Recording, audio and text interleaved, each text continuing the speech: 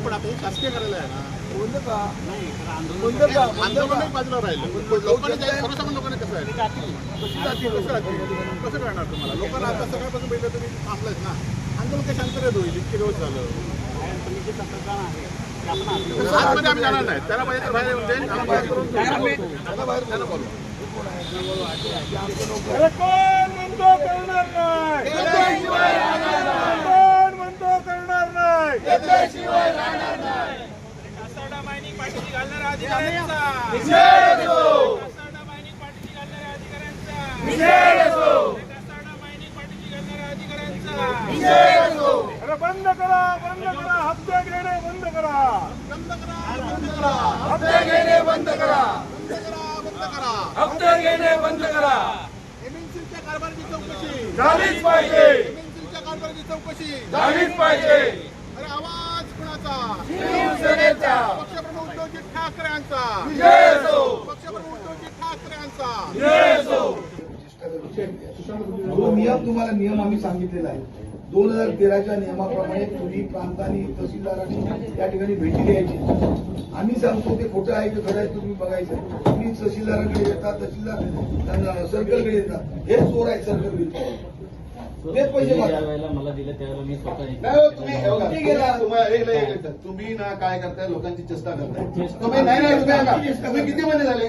तुम्हाला 1.5 महिने झाले आपल्याला भेटल्यानंतर. मी मग तुम्ही काय कुठे गेला? काय केलं तुम्ही? काय केलं तुम्ही जाऊन? मी स्वतः नाही नुसते जाऊन काय करा तुम्ही? वैभव नाईकाच्या तुम्ही मध्ये कसं आम्ही तिकडे बोलतो. नाही माझ्याशी बोला, तुमच्याशीच बोलतो मी. बोला ना, तुमच्याशी बोलतो. हो 1.5 महिना तुम्ही आता काल वैभव नाईकडे कसं पाठवलं तुम्ही? कोण वैभव नाईकडे तुम्ही कसं पाठवलं तुम्ही? विषय नाही, तक्रार होती तक्रार तुम्ही काय केलं? मी स्वतः हो साहेब काय हो साहेब माझी काय म्हणताय? आता आमची काय म्हणताय? आता काय प्रशासनामध्ये 3 तालुक्याचे आहेत ना, आमची तुम्ही कणकोली तुमच्याकडे तहसीलदार नाही, कासाड्यात तुमच्याकडे तलाठी नाही, तुम्ही काय करताय मग? तलाट्याकडे अतिरिक्त तलाठी 50 ठिकाणी नाहीये. 50 ठिकाणी हो, बाकी ठिकाणी सोडा. काम चालू आहे.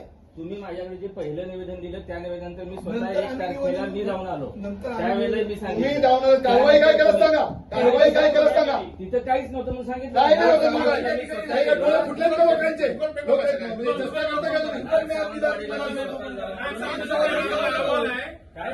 अहवाल आहे साहेब, इथे आढळला म्हणून त्यांनी दिलेला तहसीलदारांचा अहवाल आहे बघा. निलेश त्यांनी दिलेला आहे, निलेश त्यांनी दिलेला आहे.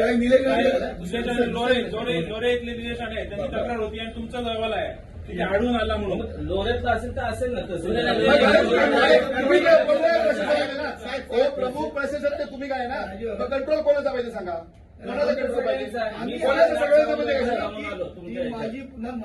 सांगू नाही, तुम्ही कॉमन दिलेल्या निवेदनात मी स्वतः काहीही नव्हतं काय नाही खात्री केली. आपण जे म्हटलं बिनशेती आदेश, तर पूर्वीचे जे बिनशेती आदेश अंतरिम होते त्या आदेशाच्या अनुषंगाने त्यांनी दंडात्मक जे काय हे भरले नवीन याच्याप्रमाणे नवीन जे या वर्षी त्यांनी परवाने दिले गेल्या वर्षी ट्रेडिंग मी नाही, बिनशेतीचे अंतरिम आदेश जिथे आहे त्या अंतरिम आदेश फलक लावलाय नियमाप्रमाणे ट्रेडिंग लायसन्स आपण जे म्हटलेलं आहे की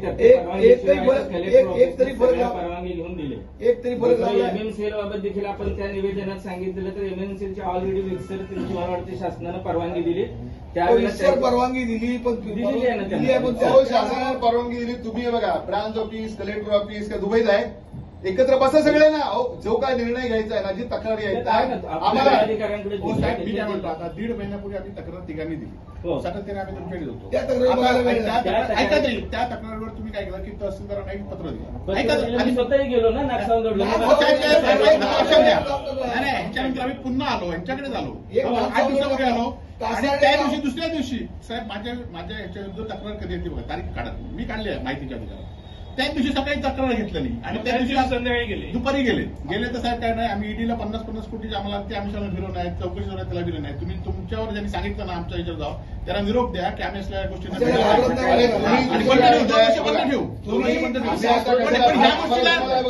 तुम्हाला त्याला सांगितलं त्याला निरोप द्या, कासाड्याचा हा निर्णय करूनच घेणार आम्ही, बघतो आम्ही आज उद्या होत नाही, परवा होणार. तुमच्या विरोधात झाला.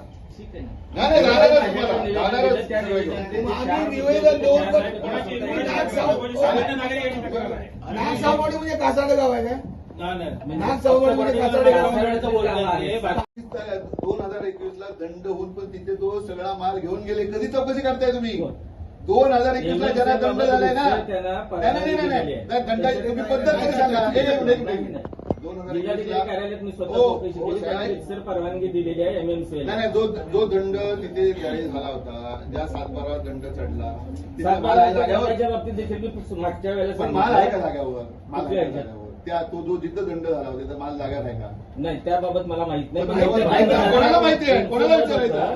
कोणाला विचारायचा? 4 वर्षापूर्वीचा दंड आपण म्हटलं दंडाच्या वसुलीचं, तर ज्या 7-12वर बोजे ठेवलेले होते त्याच्या जिथं कोर्ट केसेस नाहीत किंवा जिथं अपील केलेली नाही त्याच्या बाबतीत मागच्या आणि अपील तुमच्याकडे 30 कोटीचं पण अपील इथे दाखल झालं.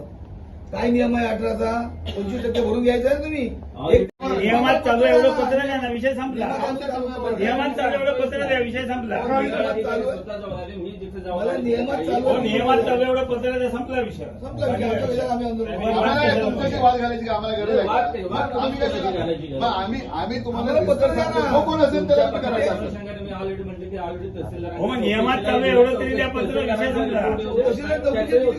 तहसीलदार किती वेळ लागतो? ऑलरेडी पाठवलेलं चौकशी करायला तहसीलदारांना किती वेळ लागतो आणि वैभव नागेची तक्रार नंतर लगेच जाऊ शकतात.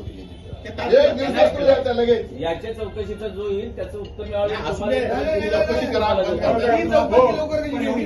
बाकीच्यांची वैभव बाहेर कशी आली? कुठे जातात तहसीलदार? तहसीलदारांना बोलवा ना इथे. कासारडा सज्जावर पूर्ण जा. जो सज्जा कासारडा आहे ना तलाठीचा तिथे त्याच्या पुढे जा. आम्ही सांगतो जरा. पुढे जा. साहेब आता नागसावत काहीच नाही. आणि त्या दिवशी तक्रार नाही, तक्रार नाही. साहेब नागसावतवाडीचा विषय वेगळा, तो विषय वेगळा. तिथे इको सेंटर द्या. बाकीच्या ठिकाणी तिथे आहे ना, तिथे तुमचं चालू आहे ना. साहेब MMC ला साहेब त्याने राजू सावंत साहेब म्हणतात ते बरोबर आहे. हे सर्वसामान्य माणसात सापडून मारतील आणि MMC सारखे मोठे लोक असतात ते त्यांना सोडताय तुम्ही साहेब MMCचे पाठीराखे तुम्ही आहात. बाकी तुम्ही आहात. आमचं MMC बद्दल तक्रार आहे. आमचा नागसावतवाडीचा विषय नाही. MMC बद्दल तक्रार आहे. MMCचं बघा काय ते तुम्ही. मग ते शेतकऱ्यांकडे शासनाने दिलेले हो, माहिती आहे हो, इतर तुमच्याकडनं अपेक्षा येणार होती. नियंत्रण तुमच्याकडून ठेवणं तुमचं काम नाही काय? तुमच्याकडनं लीड अपेक्षा जरी होती ना. दिली असली तर नियंत्रण ठेवणं तुमचं काम नाही काय? ऑलरेडी त्यांनी भेट दिली, कलेक्टर ऑफिस त्याच्यात ठेवतोय देखरेख. नाही पण त्या आम्ही दगड ठेवतो. तुम्ही जिल्हा दगड ठेवत कलेक्टर नाही. अधिकारी स्वतः तुम्ही पण ठेवतात. ठेवायचं. मग साहेब माझ्या म्हणणं तुम्ही कोणाच्याही गाड्या ज्या आहेत ना साहेब गाड्या पकडायला कोणाच्या जाऊ नका तुम्ही. ते मायनिंग मध्ये बघतील. तुम्ही सर्कल बिरकल आहेत ना त्याच्या पण गाड्या पकडायच्या नाही. तुमच्या तहसीलदार चिऱ्यावाल्याला त्रास देता तुम्ही. जिल्हा कार्यालय जिथे लीज दिले तिथे जिल्हा नाही, नाही. कार्यालय. काम उरलेलं आहे त्यांच्याकडे की विरोधकांकडे जायचं. मात्र त्यांच्यातले काही या ठिकाणी नेते पदाधिकारी जे आहेत यांच्या देखील या मायनिंगमध्ये हस्तक्षेप आहे. मात्र त्यांच्याकडे कधी लक्ष देणार असं त्यांनी सवाल होता. त्यांच्याकडे लक्ष द्या. हे 3-5 इडियट पेक्षा नालायक 3 इडियट आहेत. खऱ्या अर्थाने मोठे लहान छोटे हे 3 इडियट आहेत. आम्हाला 3 इडियट म्हणण्यापेक्षा ते 3 इडियटांनी काय जिल्ह्याची वाट लावली आहे आणि जिल्ह्याची काय परिस्थिती केली आहे.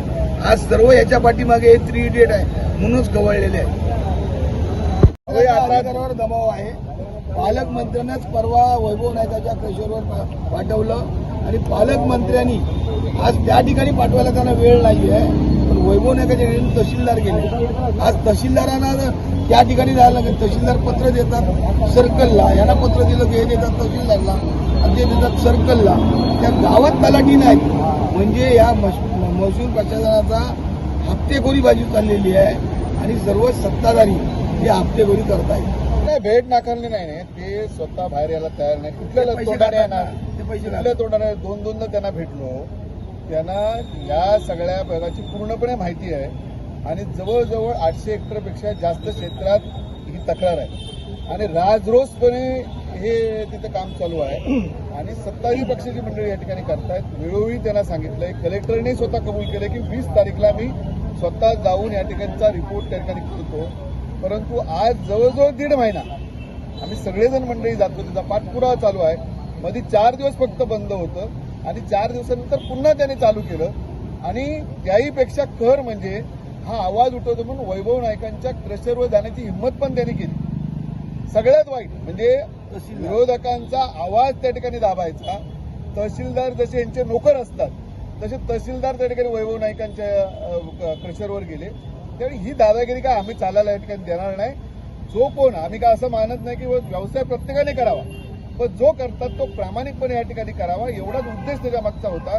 खोटे पास त्या ठिकाणी करतात, पण आम्ही त्याने एवढंही सांगितलं की तुम्ही इथे सगळं बघताय, कासारड्यासारख्या ठिकाणी एक तलाठी देऊ शकत नाही तुम्ही. तलाठी आज कणकवली शहरात सगळा 4 वर्ष तलाठी नाहीये. आम्ही म्हणतो योग्य प्रशासन, मग 2-2 ठिकाणी जे महत्वाचे भाग आहेत तिथे आपण तलाठी देऊ शकत नाही, सर्कल देऊ शकत नाही.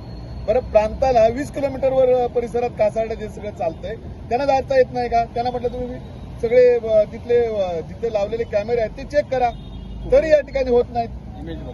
तुम्ही गुगलवर बघा, गुगलची इमेज दाखवली त्यांना, त्या इमेजवर बघा, तरी पण जर समजा राजरोसपणे हे सगळं चालत असेल. हे कणकवलीतच नाहीये, कणकवली हे पहिला भाग आहे. अजून बऱ्याच ठिकाणी सावंतवाडीत कळणे मायनिंग आहे, साटेली मायनिंग आहे, तिथे कोण कोण आहेत हे शेवटी सगळं पुढे लोकांच्या समोर यायला पाहिजे आणि हे जे खोटे धंदे आहेत हे थांबायला पाहिजे. हा आग्रह आमचा सगळ्यांचा या ठिकाणी आहे. गेल्या 1.5 महिन्यापूर्वी शिवसेनेच्या शिष्टमंडळाकडे माजी आमदार परशुराम कोपरकर, राजेश शेली, सत्यजित सावंत, सुशांत नाईक आणि संदेश पारकर यांच्याकडे कासारड्यातील काही ग्रामस्थांनी तक्रार केल्या होत्या की त्यांच्या शेतीवर अवैधरित्या वाळू उत्खनन सुरू आहे.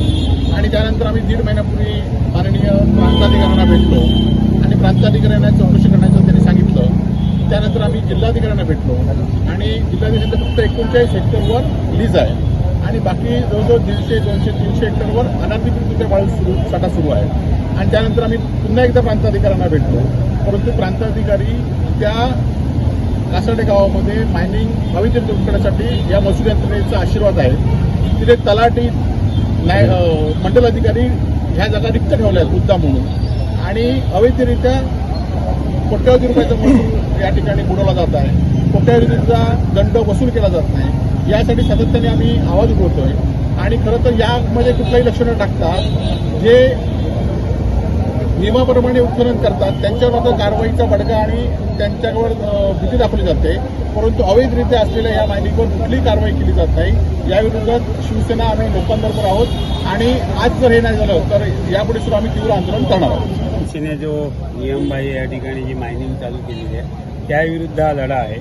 त्याच्यामध्ये कुठच्याही वैयक्तिक व्यक्तीविरुद्ध हा लढा नाही आहे. या पद्धतीने सर्वसामान्यांना त्रास देण्याचं धोरण हे महसूल यंत्रणेचं आहे. MMC सारख्या बलाढ्य कंपनीला पाठीशी घालण्याचं काम प्राण करतायत आणि वारंवार प्राण आमच्या असलेल्या तक्रारीची कधीही दखल घेत नाही आहे आणि महसूल बुडवण्याचं काम या ठिकाणी प्रांताधिकारी करत आहेत. त्यामुळे प्रांताधिकाऱ्यांच्या विरुद्ध आम्हाला निश्चित शासनाचा महसूल बुडवत आहे म्हणून आम्हाला न्याय मागावा लागेल. त्याचा अहवाल सुद्धा या ठिकाणी तहसीलदारांनी दिलेला आहे, पण त्याच्यामध्ये उत्खनन झालेलं आहे आणि अवैध साठा तिथे सापडलेला आहे असं ते लेटर आहे. पण तरी पण त्या माणसांवरती काही कारवाई केली जात नाही. फक्त जाऊन तिथे फक्त सर्वे केला जातो, पण सर्वे केल्यानंतर तो दंड वसूलला गेला पाहिजे, तो पण खरं म्हणजे वसूलला जात नाही. त्याच्यामुळे दंड वसूल करण्याचं काम हे यांनी प्रांतांनी केलं पाहिजे आणि तो जवळजवळ दंड आहे तो जवळजवळ 50 कोटीच्या बाहेर आहे. आणि 50 कोटीचा दंड तुम्ही वसूल करणार की नाही, लोकांचे पैसे करणार की नाही वसूल, हा खरा म्हणजे प्रश्न या ठिकाणी उपस्थित होतो. नाही, यापुढे आम्ही आता त्यांची वाट बघणार की आवाज फाउंडेशन चे स्टालिन दयानंद यांना घेऊन दाखवणार आहोत आणि त्या ठिकाणी ज्या हरित लवादाकडे किंवा न्यायालयात जाऊन या अधिकाऱ्यांच्या विरोधात दाद मागणार. कारण अधिकारी नियमाप्रमाणे 2013चा जो नियम आहे नियमाप्रमाणे अधिकाऱ्यांनी भेट द्यायची आहेत, त्या भेटी देत नाहीत. अधिकारी नियम भासणात गुंडाळत आहेत, त्यांना पण आम्ही धडा शिकवणार. साहेब, नाग सावंतवाडी म्हणजे कासारडेमध्ये अवैध सिलिका मायनिंग आहे अशी वारंवार ठाकरे गटाचे जे नेते आहेत येऊन करतात, काय नेमकं? नाही, पहिल्या वेळेला जे ते सगळे येऊन मला ज्यावेळेला भेटले त्यावेळेला त्यांच्या साधारणतः 4 ते 5 तक्रारी होत्या. त्यातली पहिली होती की इको सेन्सिटिव्हमध्ये उत्खनन होतं त्या ठिकाणी. तर त्या ठिकाणी मी स्वतः 1 मे रोजी जाऊन आलोय. तिथं कुठल्याही प्रकारचं उत्खनन नव्हतं. ज्या शेतकऱ्यांच्या शेतात पूर्वी उत्खनन होऊन दंड झालेला होता त्या शेतकऱ्यांना स्वतः त्यांच्या शेतातलं पाणी काढलं तर त्यांच्यावर गुन्हे दाखल होतील याबाबत त्यांना सक्त ताकीद दिलेली होती. त्या निवेदनाच्या त्यांचा दुसरा मुद्दा होता की ट्रेडिंग लायसन्स जे आहेत त्यांना बिनशेती परवानगी वगैरे न घेता असे ट्रेडिंग लायसन्स देण्यात आलेले आहेत. तर याबाबत जिल्हाधिकारी कार्यालयाकडून ट्रेडिंग लायसन्स देतात त्याची खात्री केली असता जिल्हाधिकारी कार्यालयानं सर्व कागदपत्रांची पूर्तता करून घेऊनच त्यांना ट्रेडिंग लायसन्स दिलेले आहेत असं आम्हाला कळालं. दुसरं एक होतं की MMCL कंपनीत अनधिकृतरित्या त्यांच्या क्षेत्राच्या बाहेर उत्खनन होतं अशी एक तक्रार होती. याबाबत स्वतः हीच निवेदनकर्ती मंडळी जिल्हाधिकारी महोदयांना भेटलेली होती. त्या अनुषंगाने जिल्हाधिकारी महोदयांनी देखील तिकडून चौकशी करतायत. पण MMCL ऑलरेडी शासनानं रितसर लीज दिलेली आहे आणि त्यांच्या क्षेत्राच्या बाहेर त्यांच्याकडून उत्खनन नाही असंही जिल्हाधिकारी कार्यालयाकडून कळालेलं होतं.